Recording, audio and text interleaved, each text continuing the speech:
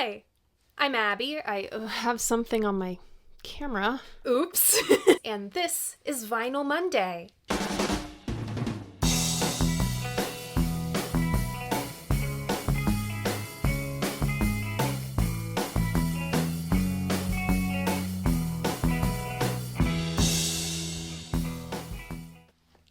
And a plane almost immediately passing overhead. Yeah, this Mercury retrograde has not gotten off my neck. So welcome back, or welcome if this is your first time here. Vinyl Monday is the who, what, when, where, why, and how do I feel about classic albums in my collection. If TV show length episodes aren't your thing, don't worry. I also do Vinyl Monday in 60 seconds, here on my channel, over on my Instagram, as well as TikTok. Two very exciting updates to give at the top of this episode. First, my review of the latest Death Cab for Cutie album went up a week ago today. And over on the podcast, we interviewed Ginger Gilmore.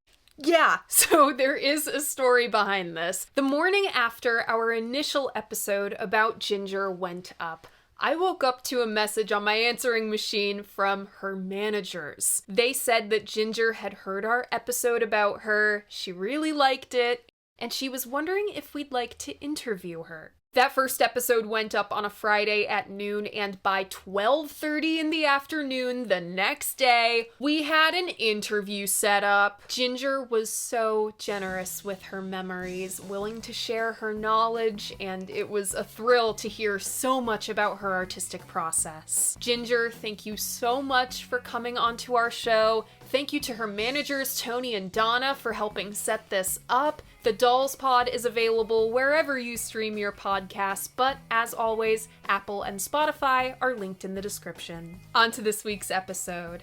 So back in, I believe, the Pet Sounds 60th anniversary video, I said that this summer, on Vinyl Monday, we would be celebrating big boy 60th anniversaries. We've got one down, one is currently being written up now, that will be a blog exclusive. And let's get this one down too. While I don't think it dictated where the rest of the 1960s would go, it absolutely showed the division in the middle of the decade between old and new. This week, we're celebrating the 60th anniversary of the Yardbirds. No, wait, Roger the Engineer. No, wait, Over, Under, Sideways, Down. This is one of those episodes. Congrats if you guessed this one, or these ones. Remember, if you want to play along, all you gotta do is check out my post tab. That's where I post the hints to what the next album is gonna be. I make announcements, I host polls. You can find all of that on my channel. And if you so choose, you can always read the written versions of my reviews on my website. That's linked in the description. All right, since I've already prepped my copy of Over, Under, Sideways, Down, and we'll be focusing more on the Roger the Engineer variation anyway, let's take the plastic off Roger the Engineer. My copy of Roger the Engineer is a US repress from 1983, and it is really weird. For starters, it's got the Happenings 10 Years Time Ago single and its B-side Psycho Daisies bookending the record. Happenings, Lost Women, Hot House, He's Always There, Turn Into Earth, and Psycho Daisies are all in their original mixes, but the scream at the end of Hot House was cut to make space on that side of the record for Psycho Daisies. Over, Under, Sideways, Down, and Jeff's Boogie are in electronically rechanneled stereo, our favorite. The rest is in stereo. My copy of Over, Under, Sideways, Down, an Italian copy from 2000. This is all in mono, hallelujah. However, its sequencing is all shades of fucked up. It's like they put these song titles in a bag, shook it really hard, and that's how they decided on this track listing. It makes no sense. Now let's talk about this cover art.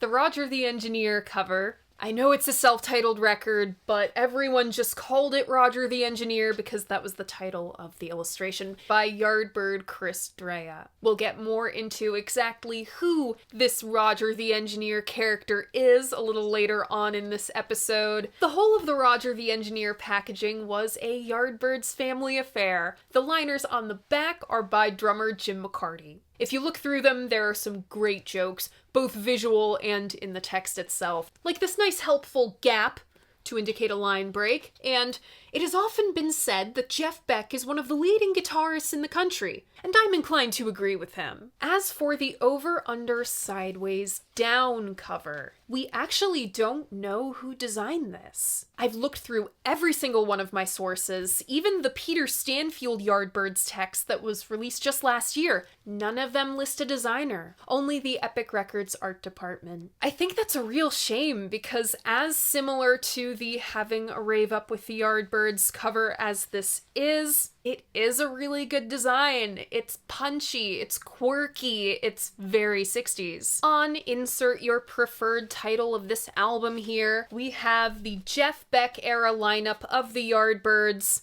with an asterisk next to it. We have Keith Ralph on lead vocals, harmonica, a little bit of acoustic guitar, a gourd percussion called a guiro, and auto harp. Jeff Beck plays lead guitar, bass on Over, Under, Sideways, Down, and sings lead on The Nazar Blue. Chris Drea plays rhythm guitar, piano, and provides backing vocals. Paul Samwell Smith plays bass on Lost Woman, The Nazar Blue, Rack My Mind, Jeff's Boogie, and What Do You Want? The rest is covered by Mick Fitzpatrick, Jim McCarty on drums, and since both my copies have an alternate track listing with Happenings and Psycho Daisies, we have one Jimmy Page on guitar. Roger the Engineer / Over, Under, Sideways, Down / whatever was produced by Paul Samwell Smith with Simon Napier Bell. Roll transition. Hey! Hey!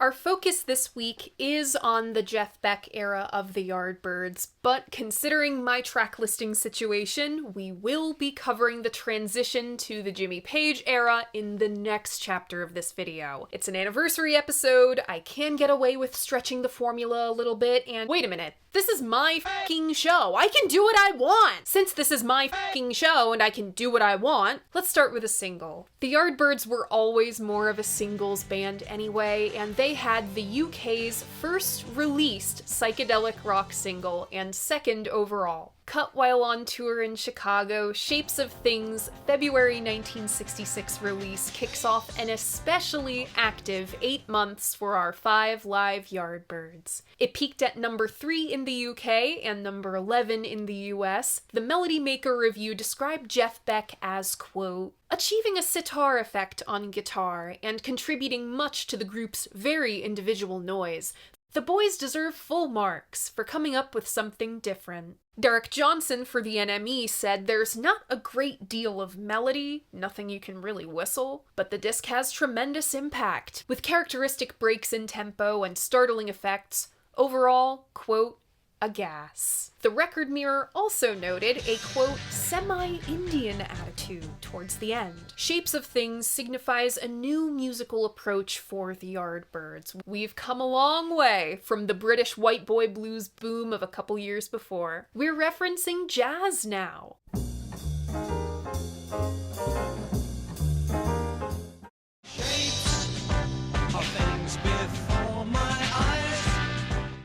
Arts universities opened up these kids to all sorts of new ideas about culture, fashion, arts, and music. Chris said in retrospect, quote, when we started our bands, we did what we wanted to. Why the f*** not? Why can't you distort? Why can't you bend strings? Why can't you stick your guitar in a lavatory pail? Why can't we sound like a Gregorian chant? Why can't we play louder and faster? This marked a new turn for listeners, too.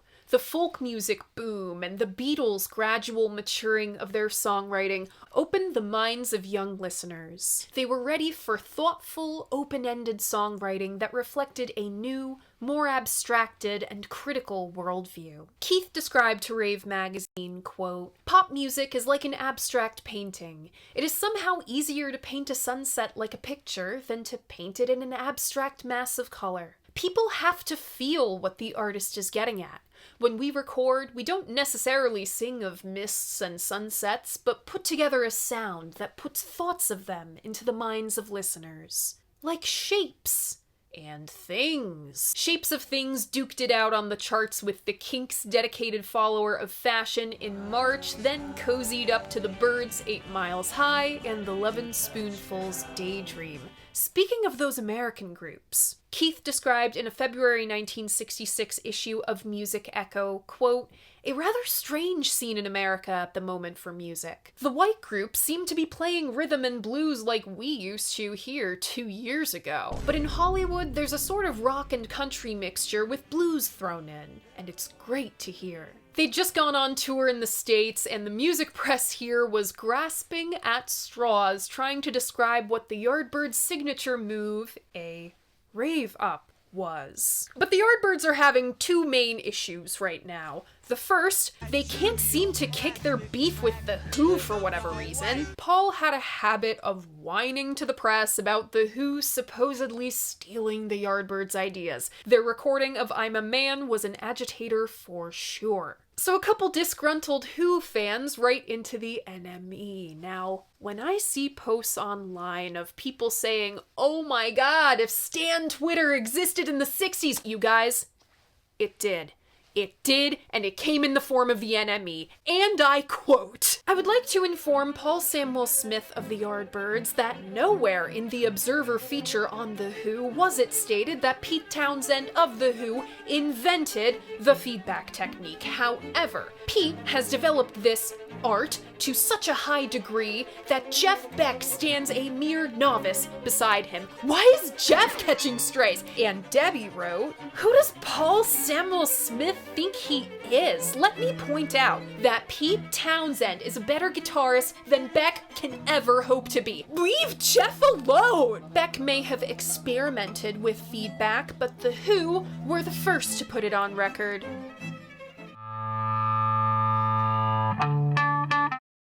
I know it's been over 60 years, but you guys all look so dumb right now. The Yardbirds should go back to their Gregorian chants and leave the feedback to the experts. In their second issue, the Yardbirds have become the butt of the joke. It's been 2, going on 3 years in the public eye, and they still don't have an album out in their home territory. No thanks to their manager, Giorgio Gomulski. For whatever reason, Giorgio was intent on breaking the Yardbirds in Italy first, as he saw a potential market there. The Yardbirds quickly found out why that was not the case. Paul described to the Record Mirror this audience of mostly middle-class and wealthy, older Italian people at this ridiculous contest Gomulski booked them for. They had to sing in Italian. None of the Yardbirds could speak Italian, and traditional Roman Catholics were not fond of the guy's long hair. Stupid gigs like these, of which there were many, wasted valuable recording time for the Yardbirds. The band were already making pennies on the dollar, pence on the pound, just 27 pounds a week. Then, Gomulski starts talking up a Yardbirds rock symphony to the press. Who does he think these guys are? The Moody Blues? Giorgio is working these guys to the bone at the expense of their wallets and their health. After a tour date in Marseille, Jeff collapses and has to be flown home, further derailing tour and these concepts of a plan of recording an album. It's reported he's come down with meningitis and has to be on bed rest for the next 2 months. Whatever happens surrounding Jeff's illness, it seems that this was the straw that broke the camel's back for the Yardbirds. In the April 15th issue of the NME, it's announced they have ended their working relationship with Gomulski. Coincidentally, Jeff is all better. He hopes to play at their next gig on Saturday. The April 30th issue of Record Mirror states, "The Yardbirds would much rather be recording than continually traveling to foreign countries to entertain. Making records, to them, is a far more satisfactory medium, both for establishing a name for themselves and earning money." Keith revealed the band had already recorded their next single. This would be the first song recorded for what would become Roger the Engineer. Gomelsky is replaced by Simon Napier Bell, film producer and co-writer of Dusty Springfield's You Don't Have to Say You Love Me. But firing Gomelsky cost the Yardbirds big time, because they had to sign over the rights to their entire catalog, including the hit Shapes of Things, to him. They had to start completely from scratch. They described Simon as, quote, "so keen and enthusiastic. We hope to make this year our year, and our ambition is to become the most popular group, second to the Beatles. We're going to wear suits, the band's signature white suits, and promote individual people in our group. We're all going to be faces, if the policy works out." Keith puts out his version of Bob Lynn's Mr. Zero in May. Predictably, it flops. So Simon goes with Plan B, negotiating another US tour to promote the album that they're finally f***ing recording. He snags the guys a deal with EMI and a tasty publishing deal as well. And like Dylan, the Beach Boys, and the Beatles, is pushing the Yardbirds to write their own songs. Now, there's a benefit that I haven't seen anyone else mention. If their album is all original compositions, then the Yardbirds are able to keep more of their money. Instead of having to pay out royalties to other people, they can make back what they've lost through losing the rights to Heartful of Soul, Shapes of Things. Roger the Engineer was recorded in just 1 week at Advision Studios, with Paul and Simon producing. Like their fine-feathered friends across the pond, the Yardbirds are rocking with some Indian influences. They introduced it way back on Heartful of Soul. There's actually a version with just the sitar playing the opening lick, which was recorded at the behest of Gomelsky, one of the few good decisions he was ever behind. You could even pull the Eastern thing way back to the bongos on For Your Love. And it shows up in a lot of different ways on Roger the Engineer. Wood percussion, a wobble board, different time signatures, and putting songs in unconventional keys. The album was simply to be called The Yardbirds. Says so in the great big text up here. However, when Paul was asked about the shoddy quality of recording studios in England, he said, quote, "I must say we are all raving about the sound that Roger, the engineer at Advision, has been getting on the LP." Roger Cameron, the guy Chris drew the caricature of for the album cover. The track listing of Roger the Engineer goes as follows.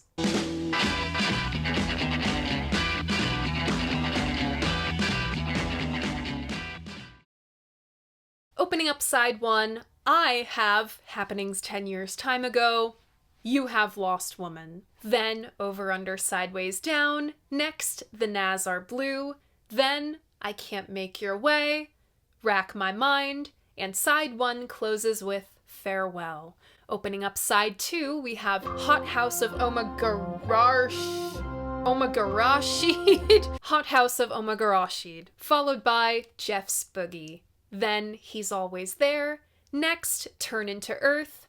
What Do You Want? Your album closes with Ever Since the World Began. Mine closes with Psycho Daisies. And the US version has ditched the Nas Are Blue and Rack My Mind. The Yardbirds' self-titled LP, aka Roger the Engineer, aka Over Under Sideways Down, was released on July 15th, 1966, 60 years ago this week. I really wish the Warha had Alan Evans's full NME review, but alas, I only have these excerpts from Stanfield's text. Evans was really hooked on the, quote, Orient influence. He describes Keith playing the harmonica through the fuzz box as a, quote, breath of the Orient, Over Under Sideways Down having a swinging Arabic sound. I Can't Make Your Way as folksy and Eastern. Quote, someone listening to the first few numbers asked me, is this a Chinese group?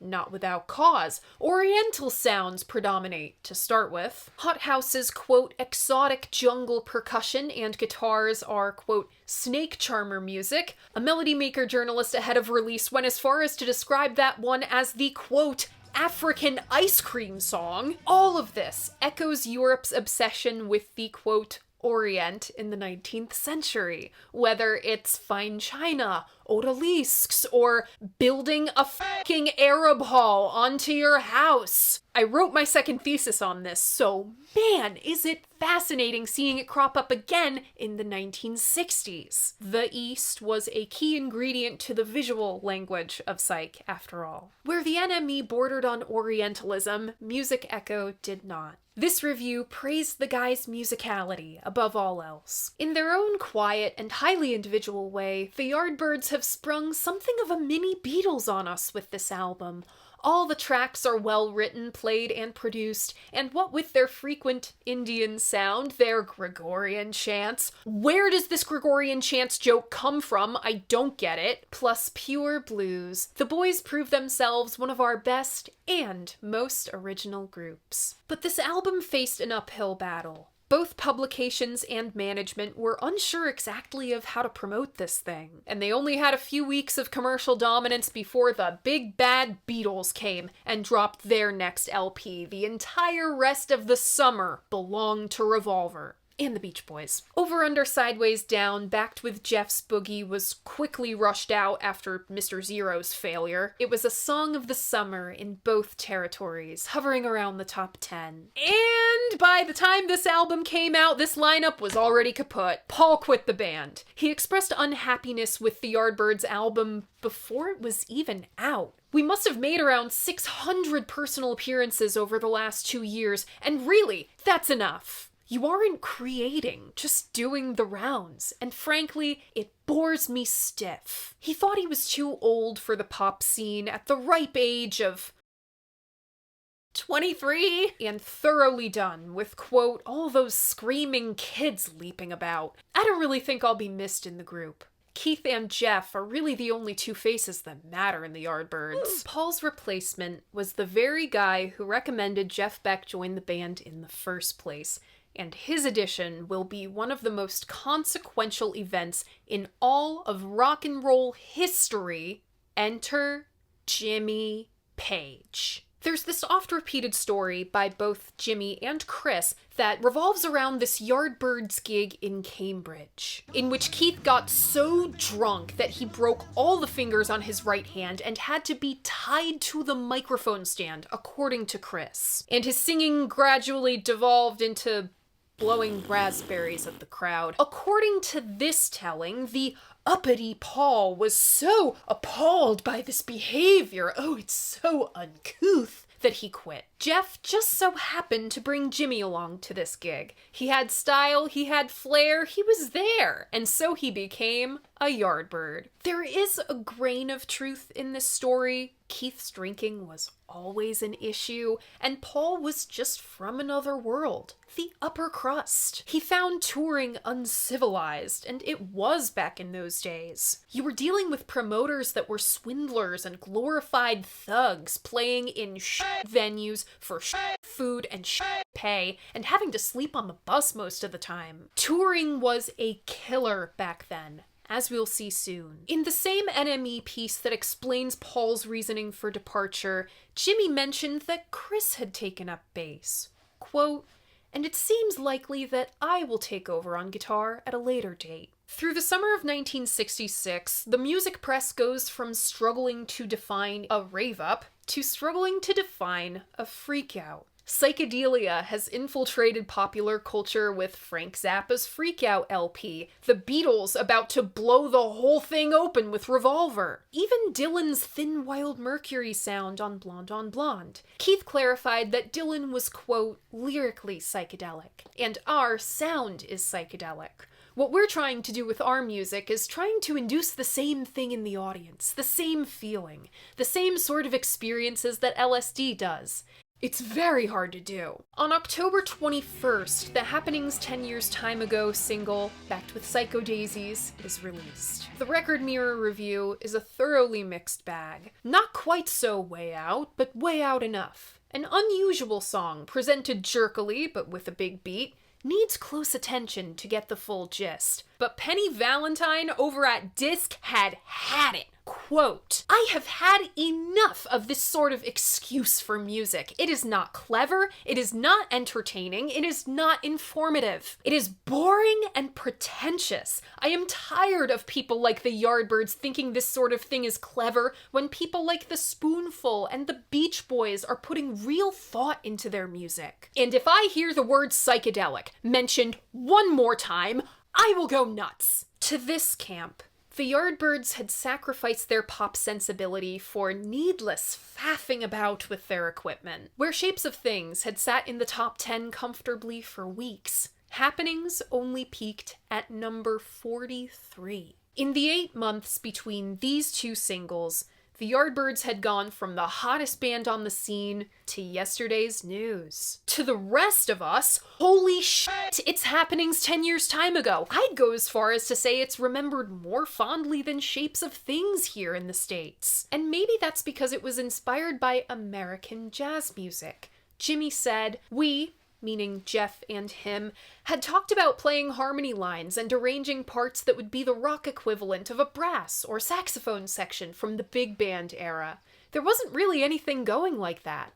The closest we came to realizing our vision was on Happenings 10 Years Time Ago. So you see this admiration for the Yardbirds' experimentation balanced by this fair degree of skepticism over just how long this psychedelic thing could last. This was a defining trait of the Yardbirds' critique in 1966. And it's indicative of the guys falling behind the curve on the very thing they helped pioneer. Within 2 months, Jeff Beck will also be out of the band. Simon put the Yardbirds on Dick Clark's Caravan of Stars tour, infamous for its poor working conditions. This destroyed Jeff's already shaky health. A September 2nd issue of the NME reports Jeff's emergency surgery. He was out for the rest of the season. In the very NME issue where it was announced that the Beach Boys had beaten the Beatles for the #1 group spot in their readers' poll, a much smaller headline at the bottom of the page announces Jeff leaving the Yardbirds,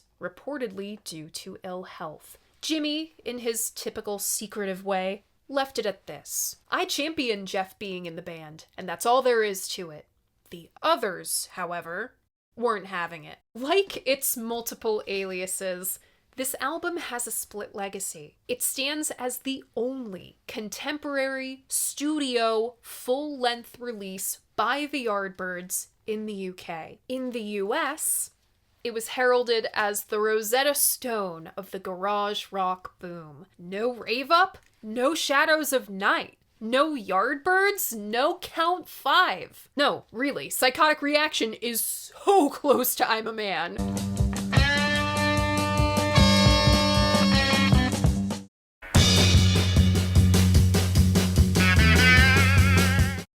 Once again, this man is always at the scene of the crime, said, "I began to realize that it was all the same. My teenage disillusioned lifestyle and the music of the Trogs, Shadows of Night, Music Machine, Seeds, and the Mysterians, Count 5. They were all full of shit, and so was I.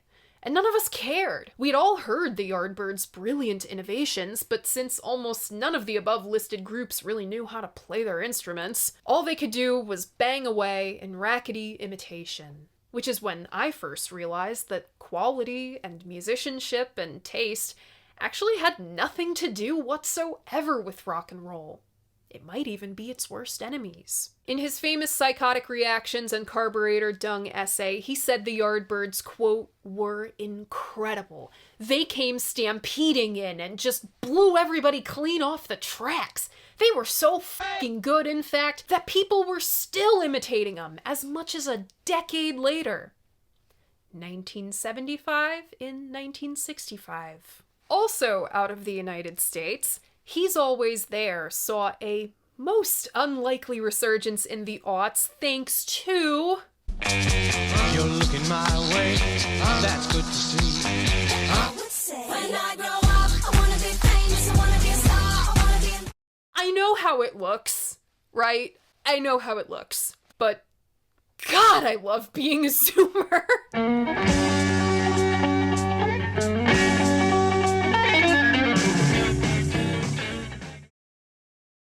For all this hullabaloo about rave-ups and freak-outs, what is psychedelic anyway? Since Jimmy Page is involved, let's turn to him. Quote, basically, any sound that's out of the norm can be considered psychedelic, like backwards guitar. It's trippy because you can't relate to what it is and what it's doing. It was just anything which disturbed the senses somewhat, you know? Later, quote, the goal was synesthesia, creating pictures with sound. That is precisely what this era of the Yardbirds specialized in. Shapes, things, directions. Over, under, sideways, down. Let's get the single out of the way first, since it appears on both of my copies of the album. The melody maker actually argued that this was not psychedelic music. Quote, ad-lib crescendos, weird noises, strange voices, backward running tapes, and anything else you want to chuck in doesn't make it a psychedelic disc. All of those things make a psychedelic disc, because they are all things our ear cannot immediately relate to, perfectly in keeping with Jimmy's own definition. Happenings is a defining psych rock single and one of my favorites of all of 1966. These, yes, Eastern-influenced lines, you're gonna get real sick of me saying it as much as I got sick of reading it. These lines are played loose and with gunslinger attitude, battling a big, perpetually descending riff. And for these reasons, it's really the only track that could live up to the Beck Page Yardbirds hype. There's a really interesting contrast of the two soloist styles. Jeff tends to kind of keep in mind the space between the notes, right? Jimmy is notoriously sloppy and throwing in all sorts of flourishes. When these players collide, they throw sparks. The lyric was inspired by Keith and Jim's, really the whole music scene at this point, their shared explorations in philosophy and psychedelic drugs. They toy with detachment. Walking in the room, I see things that mean a lot to me. Why they do, I'll never know. Memories, they strike me so. They also write about déjà vu. It seems to me I've been here before. The sounds I heard and the sights I saw. Was it real? Was it in my dreams? I need to know what it all means. This was the attitude of a whole generation of young people in this curious middle of a tumultuous decade with a strange and challenging but exciting underground rising into the mainstream. Keith does get poked fun at for his flat, everyman delivery. I think it's cool that he didn't try to push any schmaltz where there isn't, and he scrapes the very bottom of his range at the end of that chorus. And then it all goes crazy in the middle. The freak-out section. A spectacular siren riff, an assault on the ears, is followed by rumbling like a jet engine taking off. One-note sustains and flourishes are exciting. All you can really hear of Jeff's spoken word bit is his maniacal laughter. One has to wonder if this was on Pink Floyd's brain when they assembled On the Run 6 years later.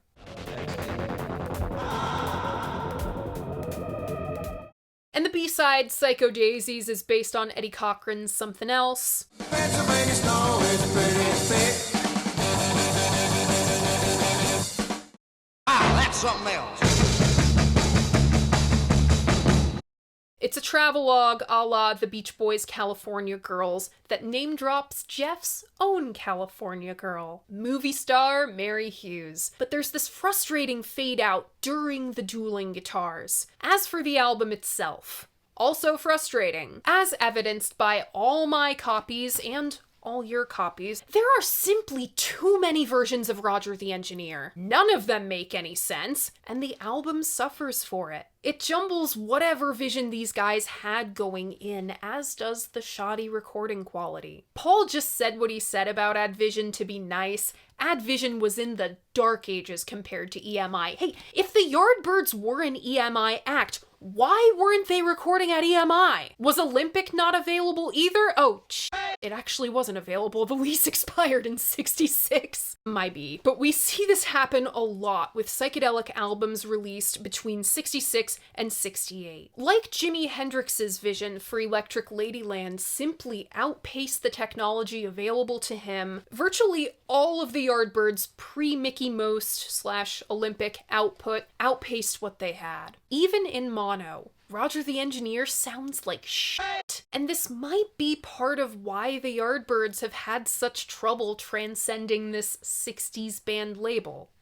More on that later. Since the Yardbirds' guitars are always so dazzling, listeners might miss the rhythm section. Paul and Jim's chemistry acts as the heartbeat of Lost Woman, the opener of Roger the Engineer. They feverishly swing into the intro like bebop players with one of Paul's best bass lines. It's catchy and dexterous, played dizzyingly fast when you consider how far he's stretching his fingers on the fretboard. The lyric is a classic blues trope. My no good woman made me lose all my money, and now I lost my new good woman. Keith wheezing into his harmonica through a fuzz box acts like a guitar might. He's in unison with the guitar part as Paul plays a wobbly staccato bass line underneath and Jim plays tight, insistent drums. Before long, Jeff inevitably usurps the instrumental break with some feedback. I've heard he'd come in at the very end to record his solos, and then he could kind of feed off of what the other guys had done before him. Chris plays an almost country chug underneath Jeff's playing, and that's how you do a rave up. Happenings and Lost Woman would be a great way to contrast what a freakout is and what a rave up is. It returns to Paul's repeating figure after and some almost Krupa-like drums. I sort of wish Over Under Sideways Down was this album's opener because it set the scene for the world the Yardbirds live in. Fast-paced, exciting, swinging London. Cars and girls are easy to come by in this day and age. Laughing, joking, drinking, smoking till I've spent my wage. This was the attitude of the guys on the scene. Driving fast cars with a constantly rotating cast of girls and going out to the clubs every night to drink, smoke, and party. And here's some groovy tunes in defiant opposition to their elders. All the things they said are wrong are what I want to be. I find comments about my looks irrelativity. Surely there was a better line there. Think I'll go and have some fun 'cause it's all for free. Free tokes and free love, baby! The lyric might also accidentally expose the emptiness of the party scene. I'm not searching for a reason to enjoy myself. Seems it's better done than argued with somebody else. When you place this lyric next to Happenings, from spring through the summer of 1966, the Yardbirds have begun to foray into some introspection. All these things are fun, but like, why though? The arrangement is so quintessentially 60s. Jeff's blistering guitar is really loud and trebly, it's almost too much. And the hand claps and... so fun. Jeff's playing the bass on this one, and he's gone the bluesy route of the walk up and down the fretboard. A simple one-note pulse under the chorus builds momentum and acts as the drone. The Nas Are Blue is a shameless rewrite of Elmore James's Dust My Broom.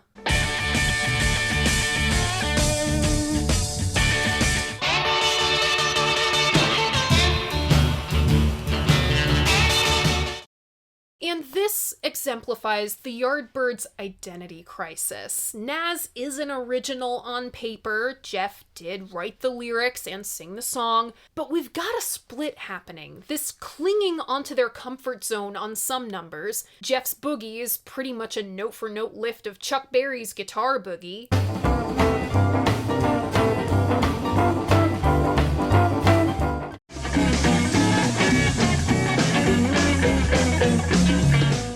And the guys reach out on other numbers.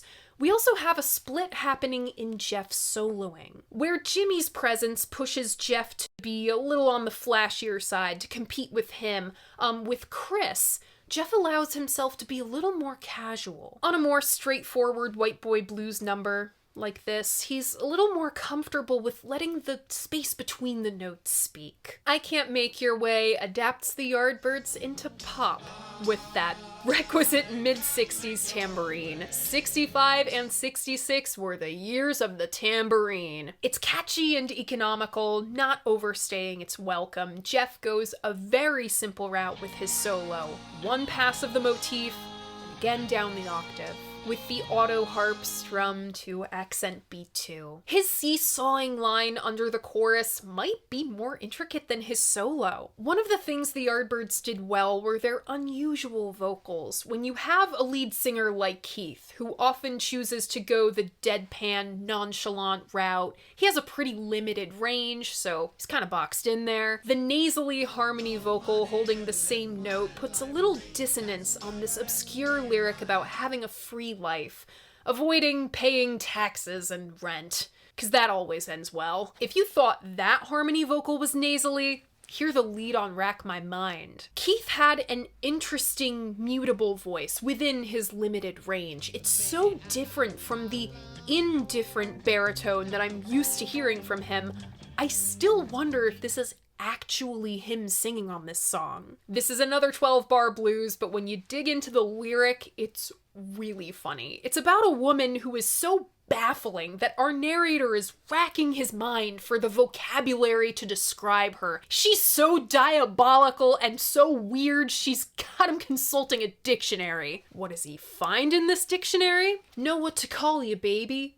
You're the world's worst woman. You went through all that effort to settle on that? The core riff is Jeff's own, one of the catchiest on the album. It's an undeniable shoulder shimmying groove. Pulling back to just Jim's percussion and Paul's playing of the riff on the bass as we build to the big reveal, which is honestly quite anticlimactic, of what Keith is about to call this girl. That part is so cool. You could stick this number in a club scene in a Bond movie and have it make sense. Farewell is a total snooze fest. It's quite English and quite pastoral. It just doesn't fit here. Neither does Hot House. Lighthearted as it is, it's little more than an experiment. The guys play, overuse even, all the percussion they could find at Advision. Paul's playing with his effects, it's unserious, it's goofy, but I think it takes up valuable space on the disc. After Jeff's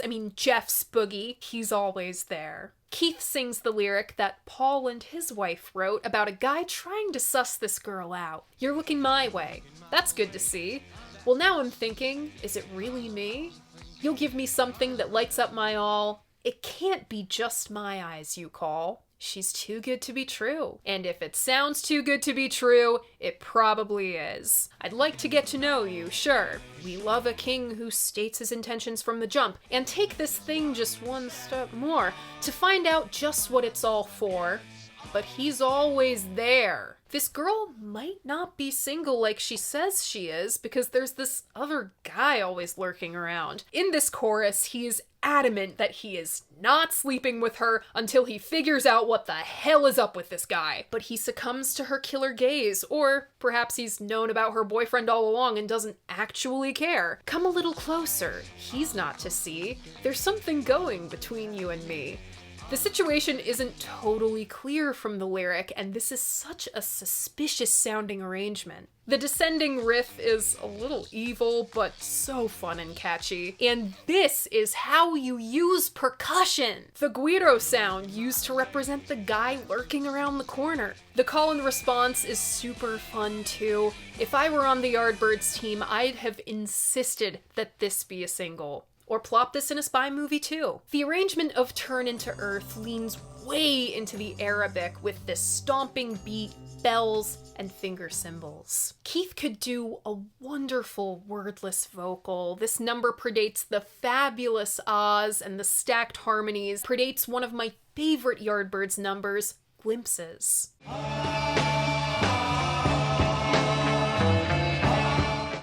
It's mystifying and eerie, haunting, with an utterly pessimistic lyric. This is a thing of dark beauty. What Do You Want is another excellent rocker and the most energy we've had on this whole side of the record. Paul deals another agile, rollicking bass line under Keith's rap about who knows what. Jimmy had such big shoes to fill with Paul that I totally understand why he switched to guitar ASAP. Low-key, Keith might have predicted the future with this lyric. Sit spellbound by a flickering screen, watch the ever-changing scenes, listen to the rising screams of children today. Lock your doors and stay within, upon your faces the stupid grins. Penalty for unrealized sins committed on your way. He is laying into these people for being addicted to their screens. It keeps them ignorant, and ignorance is a cardinal sin in a decade all about opening your eyes and your mind. This is a great moment for Jeff and Chris as a duo, a steady riff balanced by tasteful, light feedback, but ever since the world began, what a drag to end this thing on. I get it. The Yardbirds loved their Gregorian f***ing chants, but we did Gothic so much better on Turn Into Earth. It's a shame that the Yardbirds fly under the radar of the conversation of great 60s bands. I think they do, at least. They're not nearly in the convo as much as the Stones or the Who or even the Kinks. This band's legacy is attached to introducing the world to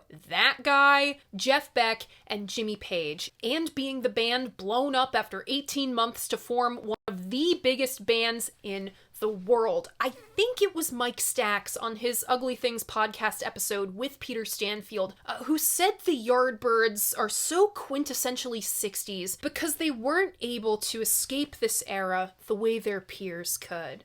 I think of 1966 as a year split in two. The first half was ruled by the sensibilities of the middle of the decade, where miniskirts hit just above the knee, so to speak. Your Bob Dylans, your Simon and Garfunkels, lingering English beat music, surfing, cars, girls. Then came Pet Sounds, Blonde on Blonde, and Revolver, and the whole decade tilted. Roger the Engineer came around the middle, and it's an important artifact of such. If any represents the shift in sensibilities from the middle of the decade to the last third or so, it's this one. Deeply flawed as this package is, yes, it represents the Yardbirds' strength in their versatility. English R&B, Chicago blues, jazz, and yes, the East.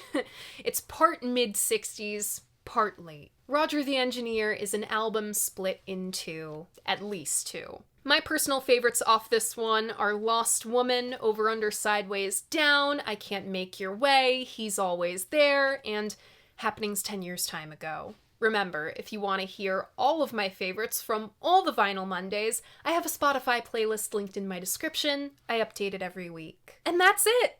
That's Roger the Engineer. Over Under Sideways Down, 60 years later. What do you think of this album? What do you think of the Yardbirds? Which version of this album do you prefer? Leave a comment letting me know. I love hearing what you guys have to say about albums that I love, and remember, despite what some guy on the internet says, your opinion matters. If you like what I do here, you should like this video and subscribe to my channel. I post new episodes of Vinyl Monday, Monday mornings at 11, and a new episode of my podcast every other Friday at noon. And, if you so choose, you can become a member of the freaking Peanut Gallery, my Patreon, where you get uncensored, extended by virtue of the YouTube copyright system, versions of these episodes, as well as a bonus video every month.